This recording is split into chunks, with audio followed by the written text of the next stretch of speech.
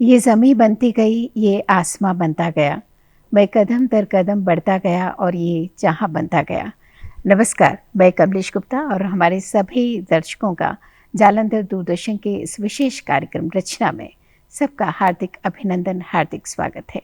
आज हम बहुत ही बहुमुखी प्रतिभा के धनी, जो लोकप्रिय पत्रकार हैं, प्रसिद्ध एंकर हैं, लेखक हैं, कवि हैं, अनुवादक हैं और साथ में बेजोड़ अध्यापक भी हैं, उनसे हम आपको मिलवाने जा रहे हैं डॉक्टर मुकेश कुमार। टेलीविज़न जगत की जानी मानी हस्ती, पत्रकारिता की दुनिया का बड़ा नाम डॉक्टर मुकेश कुमार, जिनके अंदाज में है गजब की धार, जिनकी कलम और सोच ने दिया एक अलग मुकाम। डॉक्टर मुकेश कुमार का जन्म 1964 में मध्य प्रदेश के शहडोल जिले में हुआ। उनका टेलीविजन और पत्रकारिता से जुड़ जाना और उसमें रम जाना कुदरत का फैसला रहा, परंतु उसे बुलंदियों तक ले जाने में उनकी भरपूर मेहनत और लगन रही। कुछ नया हर पल उनके जहन में चलता रहता है और सोच का खूबसूरत ताना बाना जब टेलीविजन पर उतरता है तो अपने आप में मिसाल हो जाता है।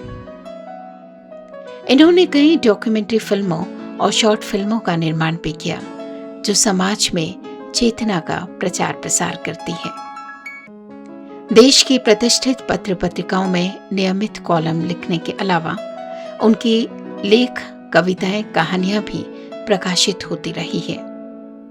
मीडिया मंथन, कसौटी पर मीडिया, टेलीविजन की कहानी, कविता संकलन साधु जग पुराना सहित अब तक 13 किताबें प्रकाशित हो चुकी हैं। ये लंबे समय से अध्यापन से जुड़े हुए हैं और वर्तमान में लवली प्रोफेशनल यूनिवर्सिटी में डीन के पद पर कार्यरत है। साथ ही सत्यहिंदी.com के सलाहकार संपादन के तौर पर भी काम कर रहे हैं। अपने लेखन और एंकर के फर्ज को निभाते हुए डॉक्टर मुकेश कुमार ने अपार प्रतिष्ठा अर्जित की है। उसको पहचानते हुए इन्हें अनेकों बार सम्मान भी प्राप्त हो चुके हैं। दर्शकों और पाठकों को हर पल कुछ नया देने के लिए प्रयासरत डॉक्टर मुकेश कुमार आज भी अपने कार्यक्षेत्र में इसी तरह से लीन हैं। आप हमारे स्टूडियो में आए, आपका बहुत बहुत स्वागत है। डॉक्टर मुकेश कुमार, जिस तरह से आप छोटी सी जगह पे आप पैदा हुए और इतनी बुलंदियों तक पहुंचना आसान तो नहीं था। आप अपने बचपन के बारे में और परिवार के बारे में बताएंगे? आपने जैसा कहा कि मैं एक बहुत ही छोटी सी जगह से हूँ। मध्य प्रदेश में एक ज़िला है शहडोल और वहाँ एक छोटा सा टाउन है बुढ़ार। आपने अमरकंटक का नाम सुना होगा, जहाँ से सोन और नर्मदा नदियाँ निकली हैं, उसी के करीब है ये कस्बा। और आप बचपन का जिक्र कर रही हैं। बचपन में हर कोई ख्वाब देखता है, कोई कुछ बनेगा, कोई कुछ बनेगा। तो बचपन में उस समय मैं क्रिकेट का पागलपन सवार था, तो बनना तो मैं सुनील गावस्कर चाहता था और सफ़र वहाँ से शुरू हुआ। लेकिन जब मैंने अपनी हायर सेकेंडरी की एजुकेशन कंप्लीट की और शहडोल, जहाँ पर एक बड़ा कॉलेज था, वहाँ मैंने एडमिशन लिया, तो वो मेरे लिए एक टर्निंग पॉइंट जैसा साबित हुआ। वहाँ बहुत सारे लोगों से मुलाकात हुई जो लिखने पढ़ने वाले लोग थे, कवि थे, कहानीकार थे। और वो सिलसिला फिर यूँ चल पड़ा कि मैं लिटरेचर से जुड़ता चला गया। लिखने पढ़ने का सिलसिला शुरू हुआ, अखबारों में लिखने लगा, कुछ कविताएं लिखने लगा, व्यंग लिखने लगा और इस तरह से वो सफ़र शुरू हुआ। और फिर जैसा आपने शुरू में कहा कि एक बार आप रास्ते पर निकल पड़ते हैं तो फिर आप मंजिल भी ढूंढते चलते हैं। जी, शहडोल से टेलीविज़न की दुनिया की जानी मानी हस्ती बनना और उनमें आपको बहुत लोगों का मार्गदर्शन और सानिध्य मिला होगा, तो उनके बारे में भी हमारे दर्शकों को आप बताएं। देखिए, मैं एक दिलचस्प किस्सा आपसे शेयर करना चाहूँगा कि जब मैंने पत्रकारिता का कोर्स करने का सोचा तो मेरे गांव में लोग ये सोचते थे कि इसकी क्या ज़रूरत है, या जो हॉकर होते हैं वही पत्रकार होते हैं, तो क्या इसका भी कोई कोर्स होता है। लेकिन एक बार जब मैं बाहर निकला और फिर मेरे लेख आदि छपने लगे, मैंने कुछ बड़ी पत्रिकाओं में काम करना शुरू किया, तो एक पहचान बननी शुरू हुई और उनकी धारणाएं भी बदलनी शुरू हुई। फिर मैं बेंगलोर चला गया, गुवाहाटी चला गया, इलाहाबाद गया, भोपाल गया, अलग अलग शहरों में अलग अलग मीडिया संस्थानों में काम करता रहा, संपादक के तौर पर, रिपोर्टर के तौर पर, विभिन्न भूमिकाओं में। तो उस तरह से एक सफ़र चलता रहा। जी, जाहिर तौर पे जो पत्रकारिता का काम है वो बड़ा चैलेंजिंग काम है, लेकिन उसके साथ आपका जो रेंज है, बहुत सारी विधाओं में आपको महारत हासिल है। आप बहुत अच्छे कवि भी हैं, लेखक भी हैं, अनुवादक भी हैं, समीक्षक भी है, संपादक भी है। तो उन सब विधाओं को एक साथ लेकर चलना और वो लेवल मेंटेन रखना इतना आसान तो नहीं है। उसमें आप कैसे संतुलन बनाते हैं और किस तरह से आप इन सब में एडजस्टमेंट करते हैं? कमलेश जी, मुझे लगता है कि जब आप कोई चीज़ दिल से करना चाहते हैं तो उसके लिए आपके पास समय भी होता है, आप सब कुछ मैनेज कर लेते हैं। तो मुझे लग रहा है मुझे ये करना है तो मैं आधा घंटे अपनी नींद में कम कर देता हूँ। तो इस तरह से मैंने मैनेज किया। और आपकी रुचियों पर डिपेंड करता है कि आप अगर आप में वो अंदर से है कि मुझे ये करना है, ये मेरी रुचियां हैं, इनको तो। और एक मैं ये भी कहूँगा कि एक दौर था पत्रकारिता का जब आपसे डिमांड की जाती थी, आपसे एक्सपेक्ट किया जाता था कि आप इन सब चीज़ों के बारे में जानेंगे। आप केवल अखबार में काम करने वाले एक मुलाजिम नहीं हैं, बल्कि आप एक सोचने समझने वाले इंसान भी हैं। तो आपको पत्रकारिता के अलावा आपको साहित्य के बारे में भी पता होना चाहिए, संस्कृति के बारे में भी पता होना चाहिए, संगीत के बारे में भी पता चलना चाहिए, कला के बारे में भी आप जानें और अपनी भाषाओं को मांझते रहें, लिखते रहें लगातार। तो ये एक लगातार अभ्यास और जुड़ाव इन सब चीज़ों के साथ वो आपको एक संतुलन जिसकी बात आप कर रही हैं वो बनाए रखता है। आप लगातार वो काम करते रहते हैं और जब आप उसको जीने लगते हैं ना तो आपको बोझ नहीं लगता है। जी, और आप बहुत कम उम्र में एडिटर बन गए थे जब बात पत्रकारिता की चल रही है। गुवाहाटी में आपने एक न्यूज़पेपर भी निकाला, उसके बारे में भी हमारे दर्शकों को आप बताएं। अब मैं गर्व के साथ कह सकता हूँ कि शायद हिंदुस्तान का मैं सबसे युवा संपादक रहा हूँगा। तकरीबन 24 साल की मेरी उम्र थी और उस समय गुवाहाटी में गया था एक दूसरे अखबार में काम करने। वहाँ बतौर चीफ सब एडिटर गया था और वो अखबार चूंकि निकलने में देरी हो रही थी तो एक वहाँ का बड़ा अखबार समूह था, सेंटिनल ग्रुप था, तो वो उन्होंने एक नया हिंदी का अखबार लॉन्च करने का फैसला किया और उन्होंने मुझसे संपर्क किया। तो ये संयोग था कि मैं गुवाहाटी में था, वो एक नया अखबार लॉन्च करना चाहते थे, मेरी मुलाकात हुई। कौन से सन की बात होगी? ये बात है 89-90 की बात है। और मैं आपको बताऊं कि वो अखबार निकलते ही एक राष्ट्रीय स्तर पर चर्चित हो गया। उसके बारे में लेख लिखे गए, जिस तरह का अखबार, जिस तरह का कंटेंट था और जिस तरह के तेवर थे, वो उसकी वजह से उसकी अपनी पहचान तुरंत बन गई। और मुझे लगता है कि जो भी जिम्मेदारी बाद में आई उस तरह से, उस अनुभव के बदौलत में उनको बेहतर ढंग से निभाने में कामयाब रहा। अब ये भी एक आपको मैं बताऊं कि शायद हिंदुस्तान में इक्का दुक्का लोग होंगे जिन्होंने 6 न्यूज़ चैनल लॉन्च किए। तो ये एक मेरा हासिल है, मैं कहूँगा कि जो कम उम्र में बड़ी जिम्मेदारियाँ मिली और फिर जो बड़ी जिम्मेदारियाँ मिलती रहीं आप उसको बेहतर ढंग से निभाते हैं। बदलते दौर के उस दौर से लेकर इस दौर तक को आपने हर दस्तक को बहुत खूबसूरती से सहेजा। तो कौन से पसंदीदा, बहुत सारे कार्यक्रम के आप प्रस्तुत करता रहे, आपने संपादन किया, संयोजन किया, तो ऐसे कौन से कार्यक्रम हैं जो आपके दिल के बहुत करीब हैं और जिससे आपको ये लगता है कि दर्शकों को के जो जीवन में या उनके नज़रिया में बदलाव आया हो?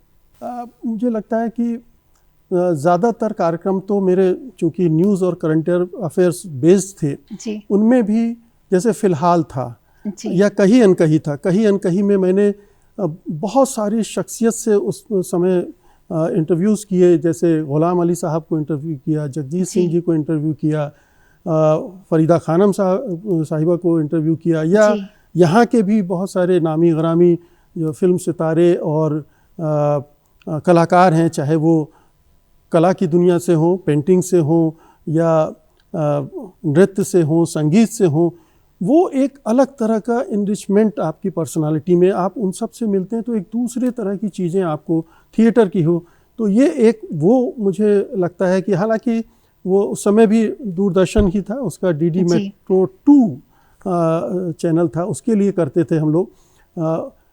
इसके अलावा शतरंज के खिलाड़ी एक मेरा बहुत चर्चित कार्यक्रम रहा है, वो है दरबार आम है। राजनीति एक बहुत मैंने ये राजनीति का पहला एक्सपेरिमेंट किया था पटना में। प्रकाश झा एक नामी ग्रामी फिल्मकार हैं, आप जानती हैं। ये कौन से सन की बात होगी? ये 2009-10 के आसपास की बात है। तो वो कार्यक्रम बहुत अच्छा रहा मुझे लगता है। दूरदर्शन के लिए आपकी बैठक में करता था, ये बात है 2006 की जी। तो आपकी बैठक बहुत पसंद करते थे लोग, उसमें 4-5 नामी ग्रामी लोग होते थे और किसी एक मुद्दे पर हम लोग बातचीत करते थे। मैं डॉक्टर नामवर सिंह के साथ जो मैं साहित्य चर्चा करता था उसका जिक्र करना चाहूँगा, क्योंकि वो उन 4 साल के दौरान दूरदर्शन में सुबह सवेरे एक बहुत ही मकबूल, बहुत मशहूर ब्रेकफास्ट शो आता था, मैं उसको एंकर करता था। उसमें डॉक्टर नामवर सिंह के साथ हम हर हफ्ते एक किताब का रिव्यू करते थे और वो अद्भुत था। मतलब बहुत सारे लोग मानते हैं कि दूरदर्शन के उस कार्यक्रम के उस सेगमेंट ने साहित्य की जितनी सेवा की है शायद बहुत कम लोग कर पाए होंगे, क्योंकि उस प्लेटफॉर्म से साहित्य के बारे में लोगों तक इतनी जानकारी पहुंची, इतनी एक किताब और उस लेखक और उस रचना के आगे जो आप कहें कि एक बैकग्राउंड होता है, एक फ्यूचर, उससे जोड़कर उसको पूरा, और उसमें कुछ अंश जो हम लोग रिकॉर्ड करके पढ़वाते थे, उसका पूरा फॉर्मेट, बल्कि मैं कहूँगा कि कुछ ऐसा था कि वो बहुत पसंद किया गया। डॉक्टर मुकेश जी, आपके व्यक्तित्व के बहुत सारे पहलू हैं। अब हम बात करेंगे कविता की। आपका कविता संग्रह जो बहुत पॉपुलर हुआ और पाठकों ने बेहद सराहा भी, तो उसके बारे में भी आप बताएं कि किस तरह से आपने लिखा और क्या उसमें है। उस कविता के कुछ अंश भी हमें ज़रूर सुनाएं। जी, ये कविता संग्रह मेरा आया था 2012 में जी। और मैं पहले तो बहुत ही संकोच में रहता था, कविताएं लिखता था लेकिन किसी को बताता नहीं था मैं। लेकिन फिर कुछ लोगों ने दबाव डाला कि नहीं, आना चाहिए, तो फिर ये कविता संग्रह आया था, राजकमल प्रकाशन से आया था। और मैं आपको बताऊं, पहली बार हिंदी साहित्य की 3 हस्तियां एक साथ, राजेंद्र यादव, डॉक्टर नामवर सिंह और अशोक वाजपेयी एक साथ एक मंच पर थे और उन्होंने इसको रिलीज किया था। अच्छा। और इसका ज़बरदस्त स्वागत हुआ, बहुत पसंद की गई कविताएं। और अब मैं अपने अगले कविता संकलन की तैयारी में हूँ, तैयार हो चुका है। मुझे उम्मीद है कि आने वाले 2-4 महीने में वो पब्लिश हो जाएगा। तो कविताओं का सिलसिला, तो लिखने का सिलसिला, जैसा मैंने आपको बताया कि मैं जब कॉलेज में पढ़ रहा था तभी से शुरू हो गया था, लेकिन धीरे धीरे पढ़ने लिखने के साथ वो जो मंजना होता है वो होता गया। और अभी भी कविताएं हालांकि कम ही लिखता हूँ, लेकिन वो मैं कहता हूँ कि सबसे दिल के करीब कोई चीज़ है तो वो मेरी कविताएं हैं। पत्रकार तो हूँ ही मैं। पत्रकारिता के लिए मैं ये भी कहता हूँ कि अगर मुझे एक और जन्म मिले तो मैं फिर से पत्रकार बनना चाहूँगा। क्या बात है। क्योंकि पत्रकारिता की इतनी खूबियाँ हैं इस पेशे की, जो मैं समझता हूँ शायद किसी और पेशे में नहीं होगी। आप इतने लोगों से मिलते हैं, इतने तरह के विचार, इतनी तरह की बातें, और इतने जगह घूमते हैं, इस साथ जुड़ा हुआ है। तो इस वजह से मुझे लगता है ये प्रोफेशन बहुत ही नायाब है। पहले मैं आपको एक प्रेम कविता सुनाता हूँ। कविता का शीर्षक है लौट आओ। लौट आओ कि बहुत दिनों से सोई नहीं है रातें, लौट आओ कि बहुत दिनों से सोई नहीं है रातें। चांद उदास है और तारे बेसुध बेखबर से, अंधकार में उग आए हैं घने कांटे, चुपते हैं रात भर बिस्तर करवट बदलता रहता है आहें भरता हुआ। लौट आओ कि महकते नहीं है गुलाब बेला आंगन के, पंछियों को तुम्हारी हाँक सुने बहुत दिन हो गए। हवाओं ने जाने क्यों गर्मियां पहन ली हैं, तपती रहती हैं वे किस विरह में। लौट आओ वो जो सिरहाने रखा था तुमने खोल कर अपना क्लिप, तरस रहा है बालों को। आधी पड़ी किताबों के पन्ने फड़फड़ाते हैं बेबसी में, तुम्हारी अलमारी के बंद दरवाजे खटखटाते हैं तरतीब से। अंदर रखे हुए लिबास, उन्हें बहुत दिनों से तुम्हारी देहगंध नहीं मिली। लौट आओ कि तुम्हारे जाने के बाद सुबह नहीं हुई, रोशनी लौट जाती है खिड़कियों से झांक कर। दोपहरी और भी भारी हो गई हैं और शामें तुम्हारे स्पर्श के बिना मुरझाई सी। बहुत सुंदर। लौट आओ कि फिर से रुत बदले, लौट आओ कि फिर से रुत बदले। इच्छाओं के पर निकले बादलों के साथ आओ, दिशाओं को भिगोते हुए। लौट आओ लौट आओ लौट आओ। बहुत सुंदर है। और मुझे जब ये कविता मैं सुन रही थी तो मैं चाह रही थी कि आपकी धर्मपत्नी और आपके परिवार के बारे में पूछूं कि हो सकता है कविता शायद आपने उन्हीं के लिए लिखी है। जी, आप ठीक फरमा रही हैं। जी। तो आप अपने परिवार के बारे में भी बताएं थोड़ा सा। जी, मेरी पत्नी का नाम पापोरी गोस्वामी है जी। वो असम से हैं, असमिया हैं और वो 3 भाषाओं में लिखती हैं, अनुवाद करती हैं जी। असमिया, बांग्ला और हिंदी में। उनकी कई किताबें प्रकाशित हो चुकी हैं और वो शास्त्रीय संगीत की भी ट्रेंड सिंगर हैं। जी। तो ये उनका परिचय है। मेरी एक बेटी है, नाम है उसका पूर्वाई जी। और वो अभी साइकोलॉजी में डॉक्टरेट कर रही है। जी। आपने कुछ किताबें भी अनुवाद की हैं, तो उनके बारे में भी हमारे दर्शकों को आप ज़रूर बताएं। जी, मैंने 3 किताबें अनुवाद की हैं। एक तो किताब का शीर्षक है जीनियस ऑफ इंडिया। ये फ्रांस के एक इंडोलॉजिस्ट हैं, उन्होंने लिखी थी और उसका मैंने हिंदी में अनुवाद किया है भारत की आत्मा के नाम से। ये दरअसल गांधी को केंद्र में रखकर पूरे भारत को देखने का एक नज़रिया है और बहुत ही बेहतरीन किताब है, मैं समझता हूँ। एक किताब मैंने अनुवाद की थी अफ़गानिस्तान में उस समय जो चल रहा था उसको लेकर, लहू लुहान अफ़गानिस्तान। और एक तीसरी किताब मैं उसका ज़्यादा जिक्र करना चाहूँगा। वो उस किताब का नाम है दास्ता के 12 बरस। जी। ये एक ऐसे अश्वेत व्यक्ति की कहानी है जी, जो अमेरिका में, दक्षिणी अमेरिका में उस समय गुलामी प्रथा थी और उत्तरी अमेरिका में थी भी और नहीं भी थी, बहुत सारे दास छूटे हुए थे। तो इसको जो नॉर्थ सोलोमन नाम था, सोलोमन नॉर्थअप, उसको अपहरण करके वहाँ बेच दिया जाता है। अच्छा। दक्षिण में जी। और वो 12 साल तक किस तरह से वहाँ रहता है जी, और उसका परिवार यहाँ है जी, और किस तरह से छूट कर आता है जी, वो अद्भुत कहानी है जी। जब आप अनुवाद करते हैं तो उन मूल भावनाओं को सहेज के रखना भी एक बहुत बड़ी कला है, तो किस तरह से आप वो जस्टिफाई कर पाते हैं? देखिए, मैं हर किताब को अनुवाद नहीं करता हूँ जी। मैंने वो किताब संयोग से पढ़ी जी। मुझे लगा कि ये तो ज़बरदस्त किताब है और चूंकि मुझे लगता है कि हिंदुस्तान में भी तरह की पुरानी आत्मकथाएं नहीं हैं जी। हाल के वर्षों में उनका लिखना शुरू हुआ है, लेकिन पहले की उस तरह की आत्मकथा उपलब्ध नहीं है, लिखी भी नहीं गई होंगी। लेकिन अमेरिका में इस तरह की चीज़ें लिखी गई हैं, तो इस वजह से मुझे लगा कि ये इसको आना चाहिए सामने, इसे पढ़ें लोग। तो चूँकि उसका दर्द मैंने महसूस किया और मैं आपको यकीन के साथ कह रहा हूँ कि जब भी मैं उस कैरेक्टर के बारे में सोचता हूँ तो अंदर से सिहर जाता हूँ जी। जो उस किताब में उसकी पीड़ा बयान हुई है, उस पर एक फिल्म भी बनी है जो ऑस्कर के लिए नॉमिनेट हुई थी दरअसल, 12 Years a Slave, इस तरह का। तो वो बहुत लोकप्रिय हुई, वो फिल्म भी बहुत चली है जी। तो ये अनुवाद का सिलसिला रहा है। मैं व्यंग्य लिखता रहा हूँ और एक किताब मेरी व्यंग्य की है जी, फेक एनकाउंटर के नाम से, जिसमें इमेजिनरी इंटरव्यूज़ हैं। वो किसी भी वेल नोन पर्सनालिटी के, मान लीजिए मैं डोनाल्ड ट्रंप को इंटरव्यू कर रहा हूँ, मैं उससे मिला नहीं हूँ, लेकिन एक काल्पनिक इंटरव्यू कर रहा हूँ, तमाम बहुत सारे लोगों के इंटरव्यू किए मैंने, तो वो बहुत काफ़ी पसंद किए गए। और चूंकि वो ब्लॉग के रूप में पब्लिश हुआ तो लाखों लोग उसको पढ़ते थे, तो उसका वो संकलन आया है। और जैसा आपने कहा कि कॉलम लगातार लिखता रहा हूँ, हंस जैसी मैगजीन में मैंने करीब 10 साल तक लगातार कॉलम लिखा। फिर नया ज्ञानोदय हिंदी की एक और प्रतिष्ठित पत्रिका है, उसमें लिखा।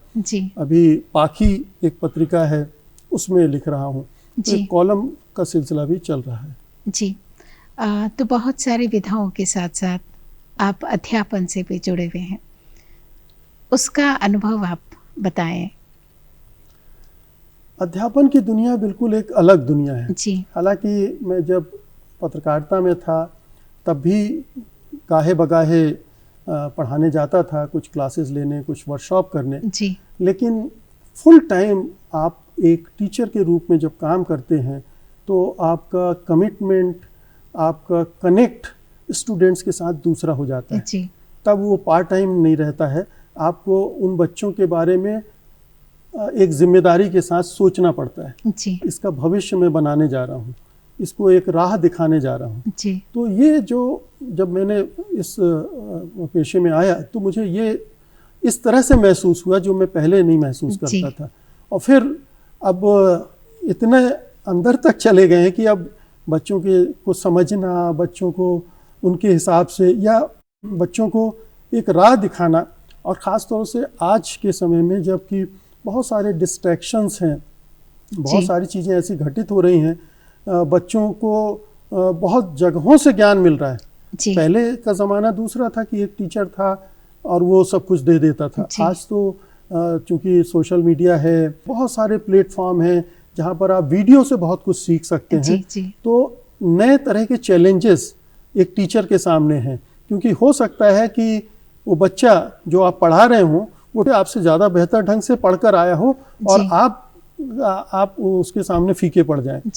तो ये चैलेंजेस जो पूरा टीचिंग का इन्वायरमेंट बदला है, मैं कहूँगा वैसे तो पूरी दुनिया ही बदल गई है पिछले 2.5-3 दशकों में। हम लोग जिस तरह से सोचते थे, करते थे, उसके पहले अब वो नहीं रहा है। लेकिन अब जो ये जो चैलेंज आया है, आप अपनी टीचिंग स्टाइल में एक्सपेरिमेंट करें।